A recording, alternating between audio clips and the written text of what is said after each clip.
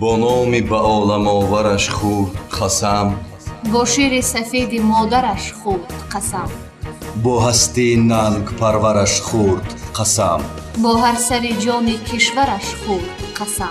بیدار شده، بیدار شده، تقدیر یک است این قسم هر یکی ماست. بر خلق و وطن نشانه مهر و وفاست. بهر همه درد زندگی همچو دواست، زیرا که بشیر مادر و نام خداست. در این قسمیم، در این قسمیم. дар натиҷаи заҳмату талошҳои зиёдӣ сулҳуофару маърифатпарвар, ватандӯсту халқпарвар, пешвои муаззами миллат, президенти ҷумҳурии тоҷикистон муҳтарам эмомалӣ раҳмон дар тӯли 30 соли истиқлолият рукнҳои давлатдорӣ барқарор шуда, сулҳу ваҳдат пойдор гардид, рушди устувори иҷтимоиву иқтисодӣ таъмин, худшиносиву худогоҳӣ ва меҳанпарастии мардум афзун гардид. 6 сол инҷониб дар кишвари азизамон санаи 16 ноябр ҳамчун рӯзи президент таҷрил мегардад. ба ин муносибат муҳассилини муассисаҳои таҳсилоти олӣ ва миёна низ бетараф набуда чорабиниҳои гуногун мегузаронанд. аз ҷумла хонандагони синфи нӯҳуми вии муассисаи таҳсилоти миёнаи умумии рақами 15 бо роҳбарии омӯзгорони фанни англисӣ Саёҳат Изомова ва Дилрабо Ёрова, инчунин муаллимаи фанни таърих ва ҳуқуқи ин дабистон Нигина Ҷумъаева чорабинии адабию фарҳангиро таҳти унвони пешвои миллат, роҳнамои миллат баргузор намуданд.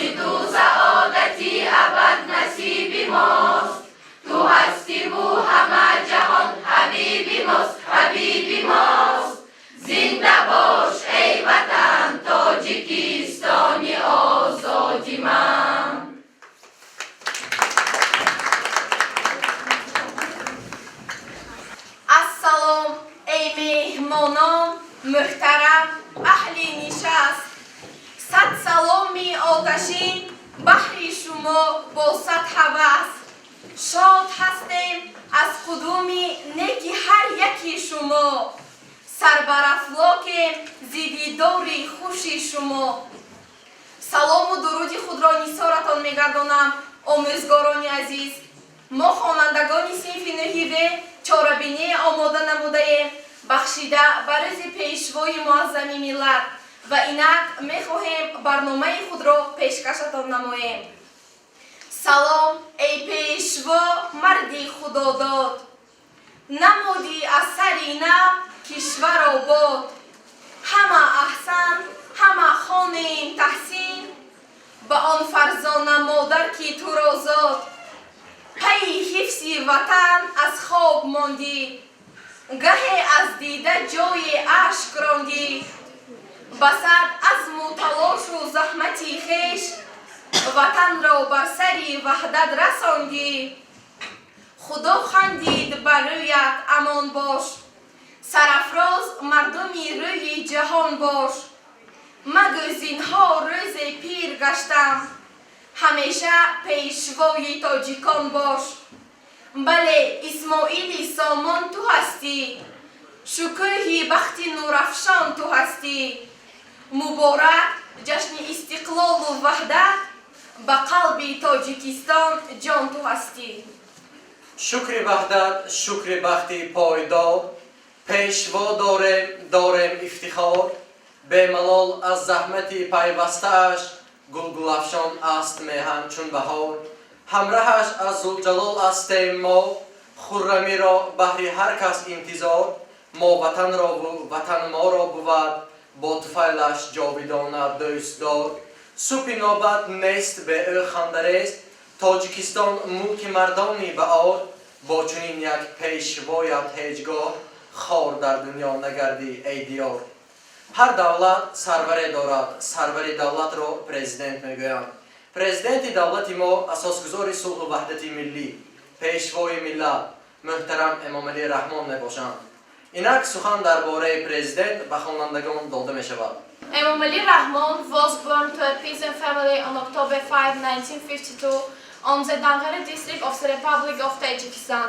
Imam Ali Rahman began his labor activity in 1969 after the graduation Technical Lyceum number 14 of Kalinabad city as an electrician in Qurghantepe oil factory.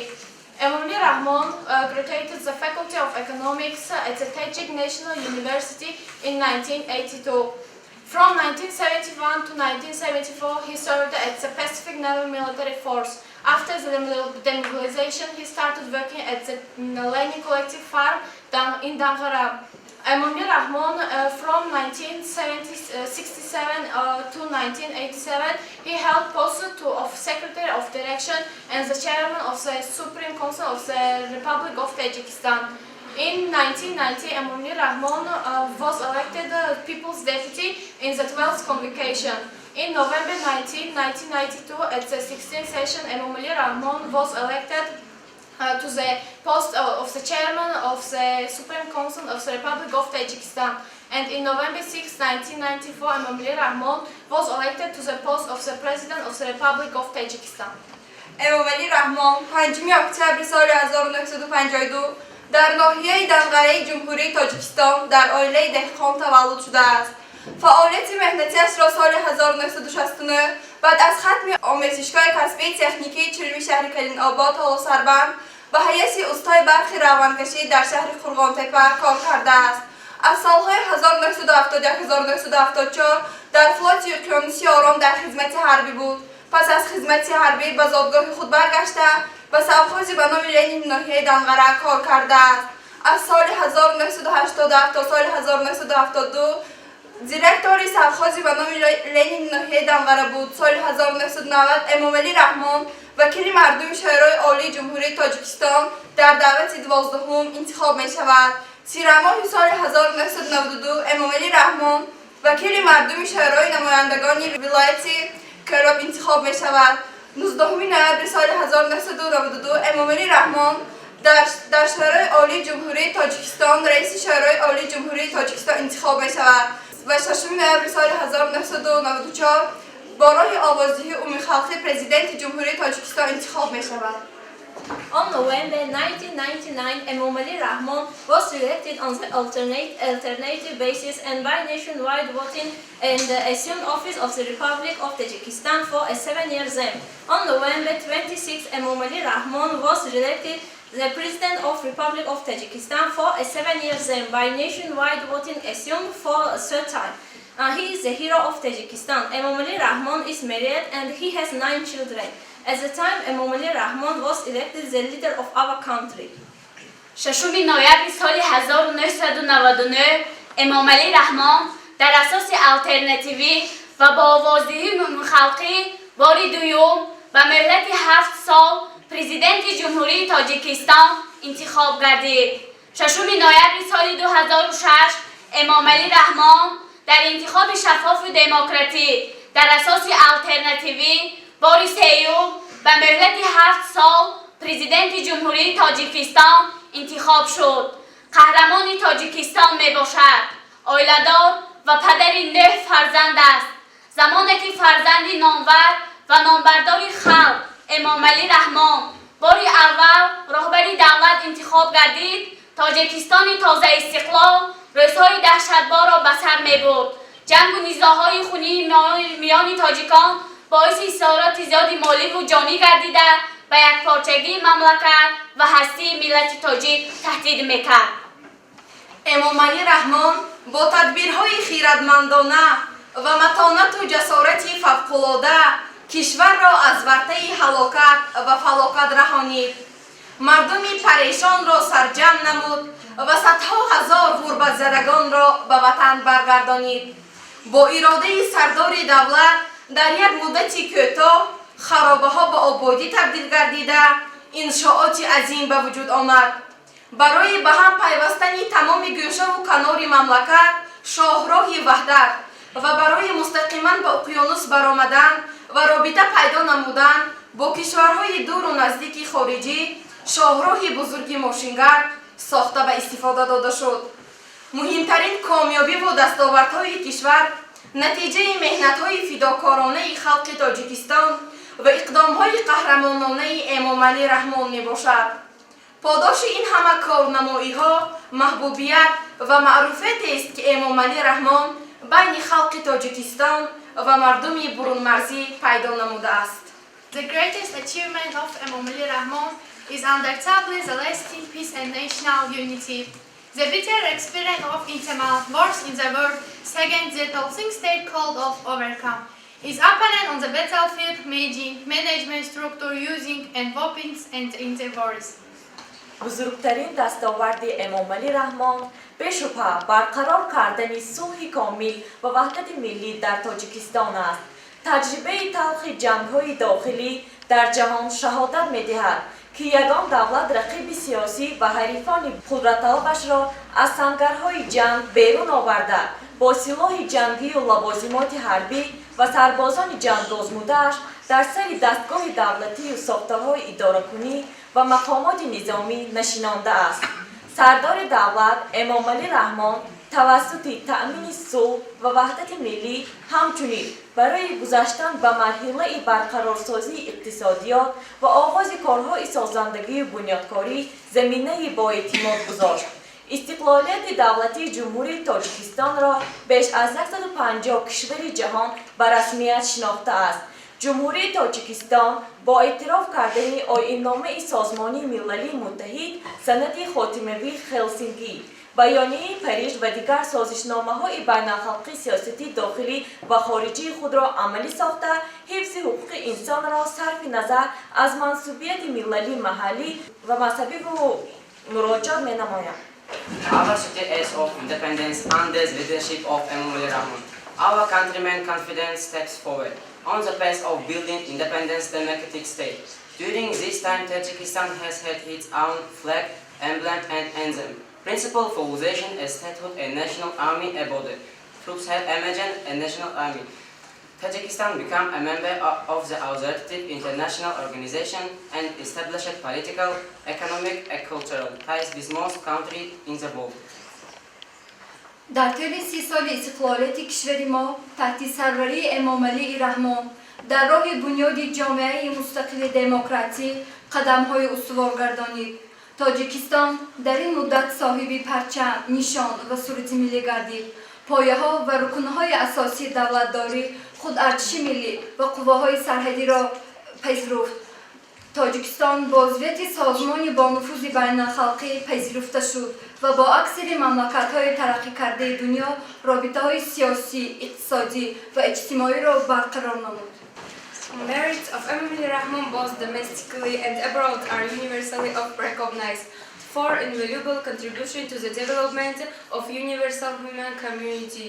He was awarded the Gold Star of Albert Schweitzer and the honorary title of Professor of the World Academy of Medicine on Section of Humanities.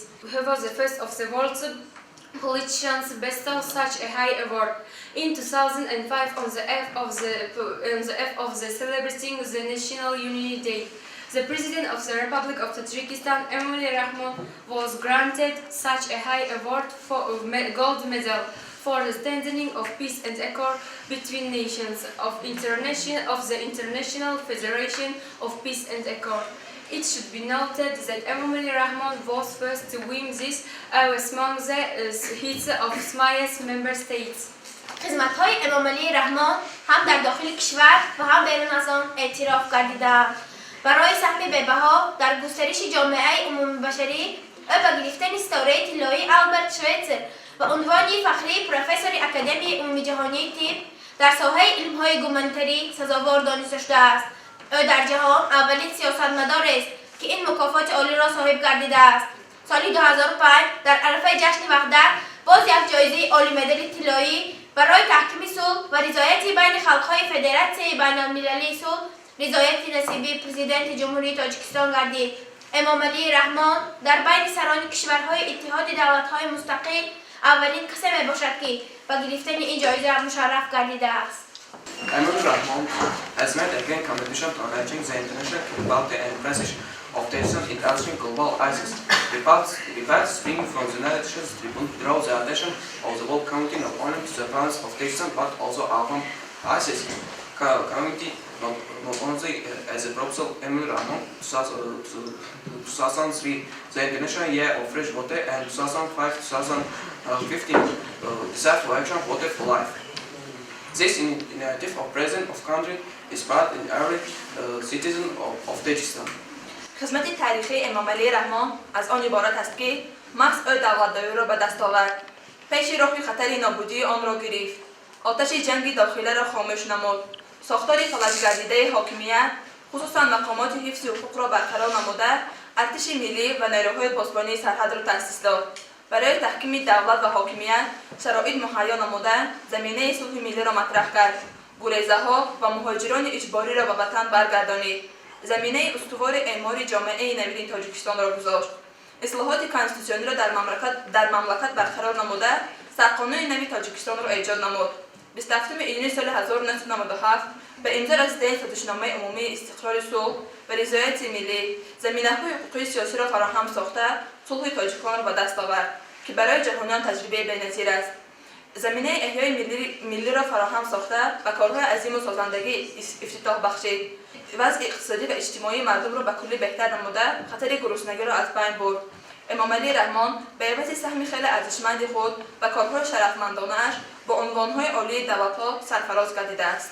In different years, Emomali Rahmon was awarded the Diamond Order, Mecenas Star, the highest award of the international charity, Mecenas of the Century, the Order National Hero of Tajikistan, Almatsho Masud, the Prize of the International Fund of Writers and Journalists of the Turkish Republic, Ribbit Star and Pacemaker, Gold Medal of the National Assembly of the Arab Republic of Egypt, the Badge of Honor of the Commonwealth of Independent States, the Order of the Olympic of Council of Asia, the Gold Medal of UNESCO by Jalaluddin Balkis, the Gold Medal by Nikolai Blokhin, the highest award of the Academy of Medical Science of Russian Federation, the Order 3-star 1 ST Tigray Golden Ribbon of the Republic of Latvia, the Order Prince Yaroslav with 1 ST Degree of Ukraine, the Medal of Honor of the International Road Transport Union Pakistan, but the highest state award of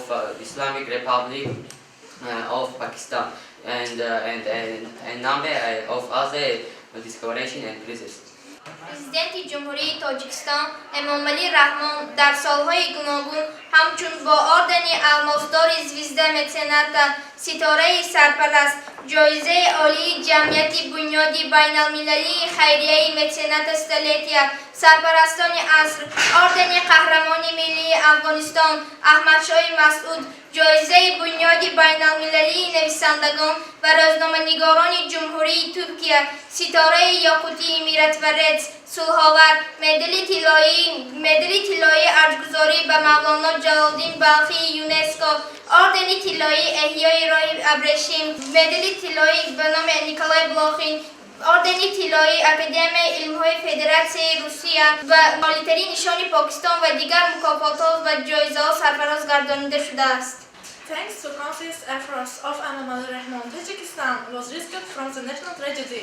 In the late 20th century, its state independence saw the strategic nation after millennium has made remarkable achievement from the national one path of the national revival and makes confident steps to a better, more prosperous and self-sufficient future. محض با زحمت و تلاش‌های پیگیرانه امام‌الله رحمان تاجیکستان در انتهای عصر 20 از فاجعه ملی رهایی یافته استقلالیت ملی را تحکیم بخشید و به دستاوردهای بزرگ تاریخی نائل گردیده به سوی آینده نیک استوارانه قدم می‌گذارد.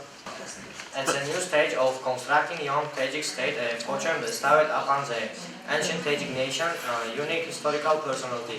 President Emomali Rahmon, the person who represents the highest qualities, justice, generosity, compassion, and unique ability to unite the people. It is a combination of these qualities that has brought society to a high level of self-knowledge. در مرحله نوی بنیاد دولت جوان تاجیکستان تقدیر بلند ملت کهندیار تاجیک در سیمای شخصیت بی‌نظیر تاریخ پرزیدنت جمهوری تاجیکستان امامعلی رحمان عالی‌ترین صفت‌های عدالت انسانی، بزرگدلی و شجاعت، رحم و شفقت و قابلیت ناتکرار وحدت آوری را عطا کرد و محض همین هماهنگی جامعه را به سطح بلند خویشتن شناسی رسانید.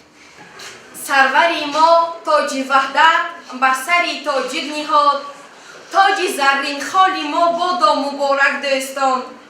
بهر بالید خاطری شما آموزگاران عزیز در این نوبت از طرف گل دختران سرود سرایده می شود. اگر گوییم که شاهنشاه دورانی تو مرزی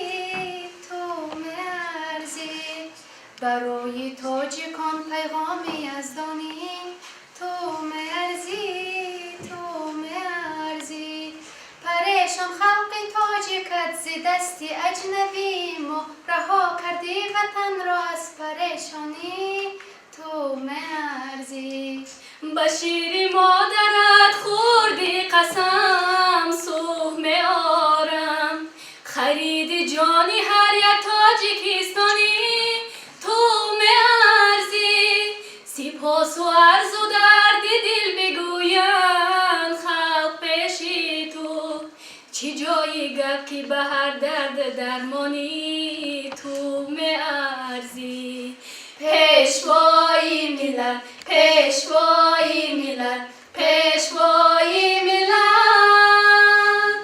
به هر جای سفر کردی فضای تیره شد روشن خدا داده چو خورشیدی درخشانی تو مرزی اساسی صلح و استقلال و وحدت را تو بنهادی زهی ای پیشوا بر جانی ما جانی تو مرزی دعای مادرت پیش از دیدار مستجاب آمد بلند اقبال بو آسود ارمانی تو مرزی بلند اقبال بو آسود ارمانی تو مرزی اگر گویم که شاهنشاه دورانی تو مرزی برای تاجیکان پیغامی یزدانی تو مرزی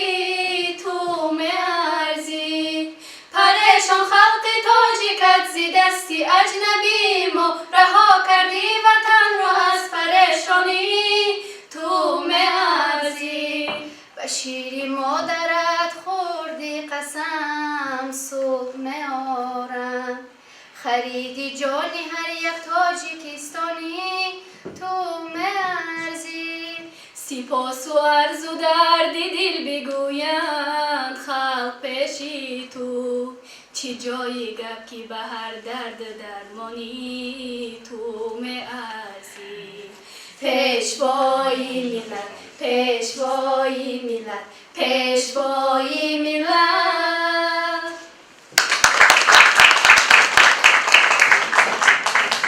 وقتی که تاجیکستان در خاک و خون روا بود فرمان روای ملت دارنده کمان بود پیر و جوان کشور ترسان زبیم جان بود سرسان و خانه ویران از دست جاهلان بود تو آمدی به میدان ای پیشوای ملت بودی بر روز سختی مشکل کشای ملت اینک صحنه از روزهای سخت و واپسین خلق تاجیک بهر شما روی صحنه آورده می شود.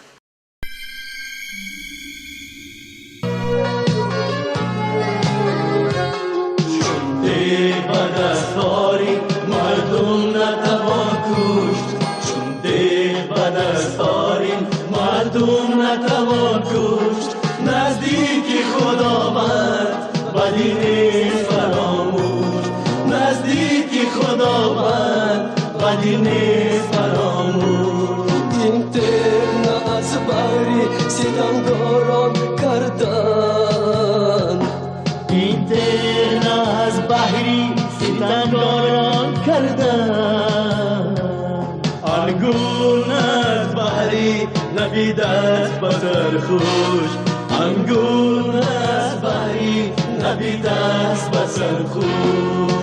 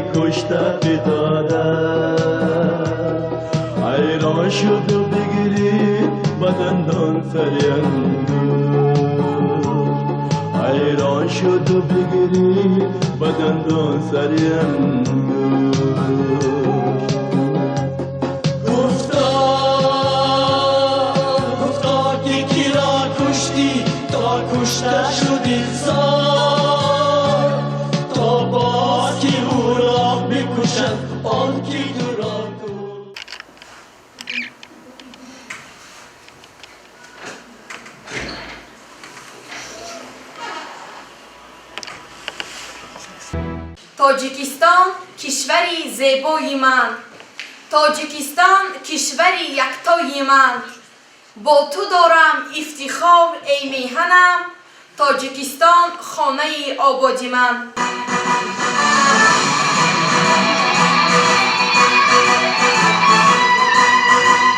ای کشورم سعادتی یگانه ای مادرم محبتی یگانه ای باورم برای جاویدانه ها ای میهنم ترانه دلم ای گلشنم تراوتی دلم جان و تنم برای تو بادا فدا وطنی جان بپش همیشه بپش ملکی جانان بپش همیشه بپش سخنی پیش و رهنمایی مفت تاجیکستان بپش همیشه بپش وطنی جان بپش همیشه بپش ملکی جانان بپش همیشه بپش سخنی پیش و رهنمایی مفت تاجیکستان بپش همیشه بپش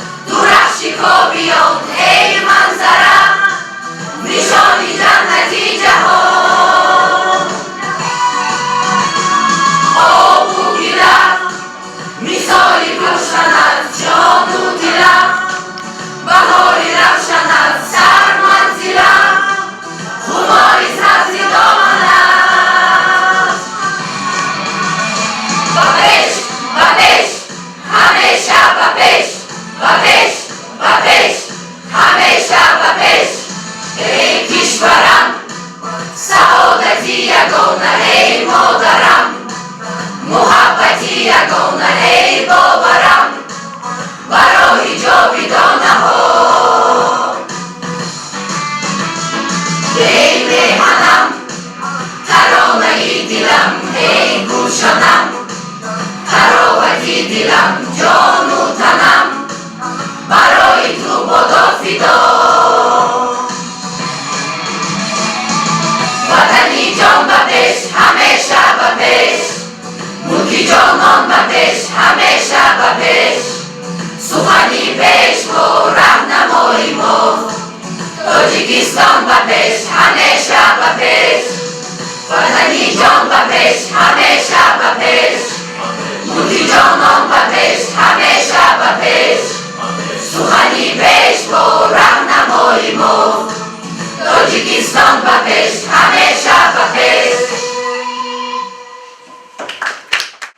به مثل شهچراغی ای پیشوای ملت رهجوی بخت خلقی ای رهکشای ملت داستانی صلح و وحدت با خون دل نوشتی از خشت جان و جسمت کردی بینای ملت اجلاسی 16 شورای عالی جمهوری تاجیکستان برای مردم تاجیک تقدیرساز بود. برابری به سر دولت آمدن امامعلی رحمان تاجیکستان روی به ترقی نهاد. زین در این نوبت سخنان دایر به اجلاسی 16 شورای عالی جمهوری تاجیکستان بخشیده می شود. از 16 نوامبر تا 2 دکبر سال 1992 اجلاسی تاریخی 16 شورای عالی جمهوری تاجیکستان در شهر باستانی تاجیکان شهر خوجند برگزار گردیده بود. هرچقدر سالها گذران هم این اجلاسی تقدیرساز همانقدر عیان‌تر و با حشمتگو می شود. چطوری که همه ما می‌دانیم بعد پاش خوردن دولت ابرقدرت اتحاد شوروی سابق جمهوری های برادر از آن جمله تاجیکستان صاحب استقلال و آزاد گردیدند. واقعا هم استقلالیت و آزادی برای هر یک ملت بزرگترین پدیده معنوی و سیاسی است. تاریخ هزارها مثال را می‌داند که چطور خلقیت‌های جهان برای به دست آوردن استقلالیت و آزادی جانبازی‌ها کردند. این سوال به میان می‌آید که ما و دیگر خلق‌های شوروی چطور استقلال را به دست آوردیم؟ جمهوری ما سابق اتحاد شوروی شکر استقلال نموده برای آباد و زیبا گرداندن وطن اجدادی خویش کمر بستند. تاجیکستان ما چه صد افسوس که در تاجیکستان اینطور نشد. قدرت طلبان و جاه طلبان با پشتیبانی قوه‌های خارجه آشکارا و مبارزه برخواسته سبب جنگ هواتنی گشتند.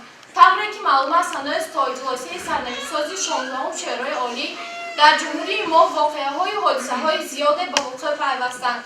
از این لحاظ می‌خواستیم به طور عمومی باشد هم از بعضی آنها یادآور شویم. بعد به دست درآوردن استقلالیت در نگذشته انتخابات رئیس جمهور برگزار گردید که در آن قوه‌های گوناگون سیاسی اشتراک نمودند. 24 نوامبر سال 1991 رحمان نبیف رئیس جمهور انتخاب گردید، ولی افسوس که انتخابات پرزیدنت به وحدت ملی تاجیکان باعث نشد.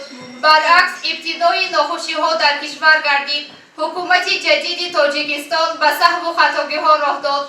پرزیدنت میبایست زینه به زینه ساختار دولتی را از نو میساخت که به دولت صاحب استقلال خاص باشد و وضعیتی به عمل آمده را خوب درک میکرد و قرار و خلاصه های عاقلانه را قبول مینمود.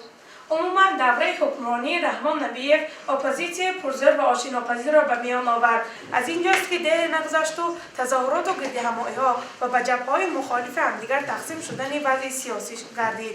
مقاومت سیاسی چنان با شدت اوج گرفته بود که قوه‌های مسلحانه آغاز گردیدند. وضع سیاسی چنان پیچیده و بحرانی گردیده بود که حتی حکومت به نام و از عهده مراسم ملی از عهده اداره نمودن دولت برآمده نتوانست. نتوانست که وضع سیاسی کشور را به اعتدال آورد. همین طریق در آن روزها خطری همچون دولت مستقل از مرگ رفتن تاجیکستان به واقعیت تبدیل می‌یافت. برای پیش راه این سیلاب فلاکتبار را گرفتن و نجات دادن ملت از پراکندگی فرزندان وطندوست متحد شدند، زیرا وضعیت برای اندیشیدن چاره‌های فوری و قطعی تعریف ناپذیر را تقاضا می‌کرد. از این خاطر در شرایطی که تاجیکستان عزیز را جنگ خانمانسوز و برادرکش فلج شده این دستگاه‌های دولتی بحران اقتصادی و اجتماعی فرا گرفته بود. اجلاسی 16 شورای عالی دعوت کرده شد که این یگانه اقدامی عاقلانه بود. اینک اجلاسی تاریخی فوق‌العاده 16 شورای عالی در قصر مدنیت خیلی باشکوه با حشمت کالخوز آوازداری به نام دو کرد قهرمان مهنت سوسیالیستی دهقان نامور سید خواجه ارونخواجه نزد شهر خوجند باستانی برگزار گردید و آن از 16 نوامبر تا 2 دکبر سال 1992 دوام کرد. در کار اجلاسی بدون وکیلان خلق باز نمایندگان حکومت‌های ازبکستان، قزاقستان، قرغیزستان، روسیه، مهمان فخری اجلاسی، نماینده سازمان ملل متحد و دیگران شرکت ورزیدند. سبب غیرعادی طول کشیدن کار اجلاسی جستجوی راه‌های حل پرابلم مهمترین روز یعنی گرفتن پیش راه جنگ آتش گرفته و برای صلح و صلاح سازندگی و بنیادکاری نمودن تاجیکستان بود. همینطور امامعلی رحمان سرور ارگان عالی قانونبرداری جمهوری گردید، یعنی سرور تاجیکستان صاحب استقلال و اولین سخنی چنین بود. با گذشته صلوات انتخاب امامعلی رحمان به این وظیفه بلند دولتی قانونی و درست بود، زیرا دپوتات‌ها شخص انتخاب نموده خود را خوب می‌دانستند که او تشکیلاتچی با استعداد، شخصی قوی اراده و عدالت پیشه میباشد. در حقیقت امامعلی رحمان که از بین خلق عادی برآمده بود، آرزو و امیدهای مردم زحمتکش را خوب می‌دانست. در همان روز 19 نوامبر امامعلی رحمان با سخنی کوتاه ولی پرمحتوا چنین ابراز داشت: من کار خود را از صلح آغاز میکنم. ما باید همه یار و برادر باشیم تا وضع را آرام نگه داریم. در این راه هرچی از دستم آید میکنم تا آخرین گریزه را به وطن برنگردانم آرام نمیشوم. خلاصه یا من در تاجیکستان صلح را برقرار میکنم یا در این راه جان خود را میدهم. عموما همین را هم تاکید سازیم که همه آن آرزو و امیدهایی که تاجیکستان را از دعوت 16 شورای عالی در شورای عالی در شهر خوجند داشتند عملی گردیدند و عملی گردیده ایستادند.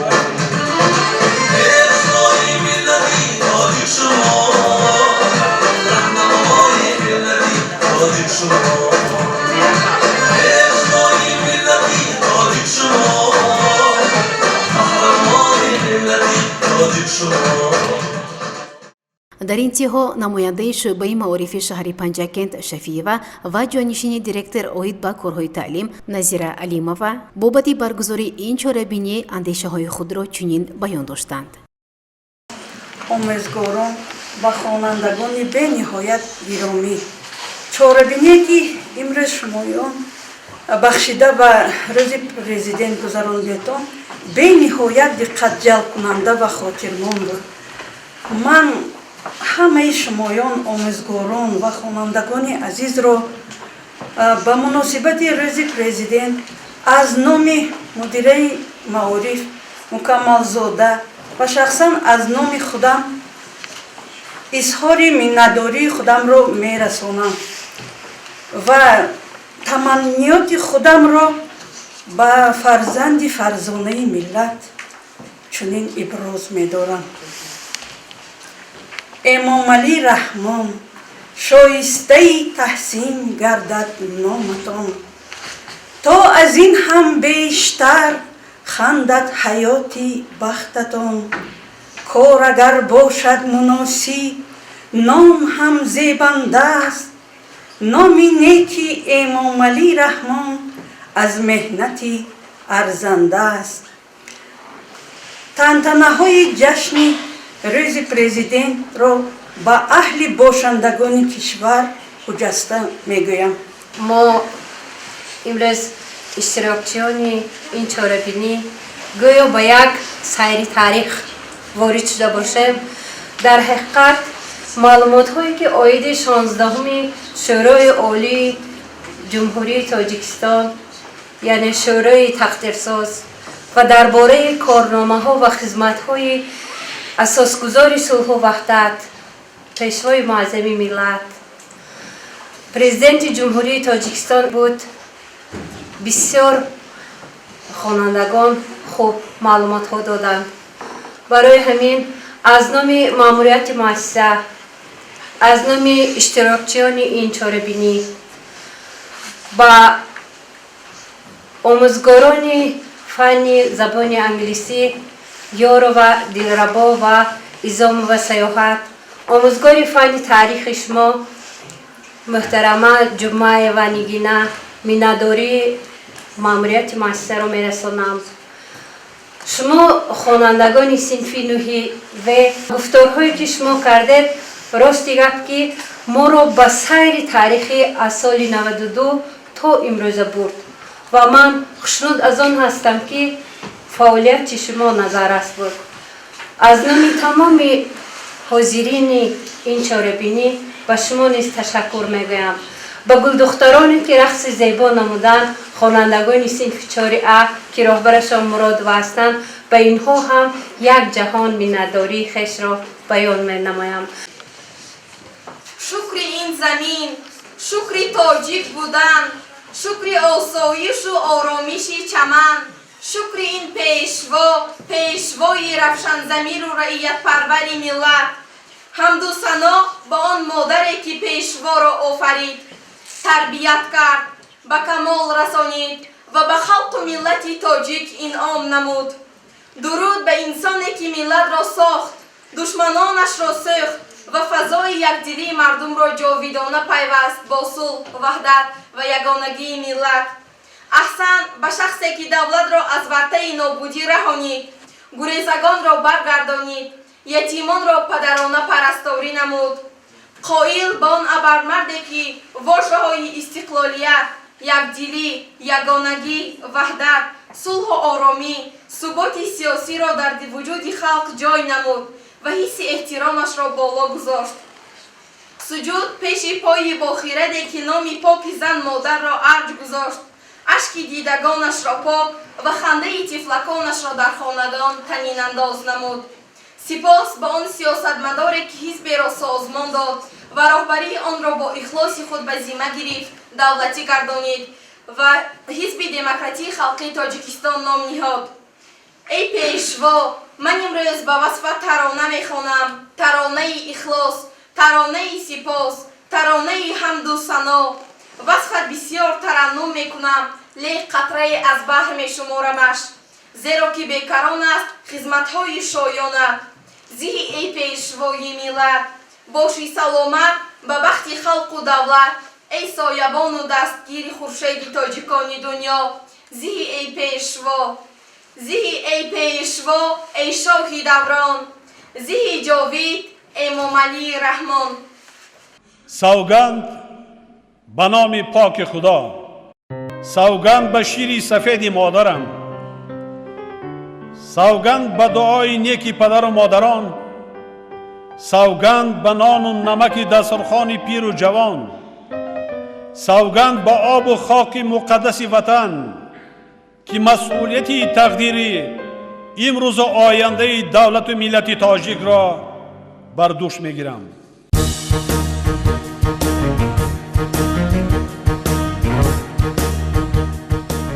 با نام بالا مادرش خورد قسم، با شیر سفید مادرش خورد قسم، با هستی نم پرورش خورد قسم، با هر سری جوی کشورش خورد قسم.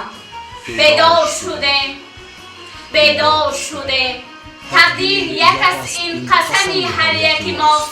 بر خلق وطن نشانه مهر و وفاست. بحری همه درد زندگی همچو دواست، زیرا که با شیر مادر و نام خداست. در این قسمه، در این قسمه. بر جلال و بشانت قسم، به پاکی روی روانت قسم، به کوه و به دشت و به دامانی تو، به مرغی بلند آشیانت قسم. این جان و تنم را فدایت کنم، همه هستیم را به پایت کنم. این جان و تنم را فدایت کنم، همه هستیم را به پایت کنم. قسم، قسم، به نامت قسم ای وطن، وطن، وطن، به نامت قسم ای وطن.